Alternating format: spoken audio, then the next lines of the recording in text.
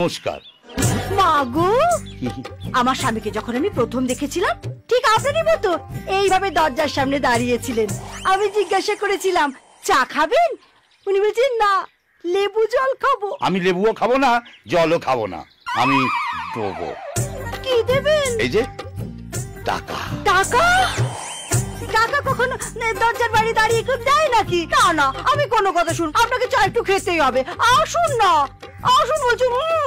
ঠিক আছে, তবে ওই বিস্কুট খাবো না, ও শুধু চা।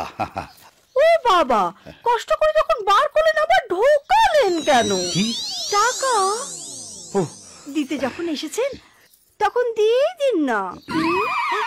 এই যে ধন্যবাদ। আরে আপনি বসুন, আমি আপনার জন্য চা করে নিয়ে আসছি। হ্যাঁ, একটু পরিষ্কার করে বললেই হয়। কি এর মধ্যে চা হয়ে গেল? ফ্লাক্সি করা থাকে, বলা যায় না তো কে কখন চলে আসে হুট করে। ও আচ্ছা আচ্ছা, থ্যাংক ইউ।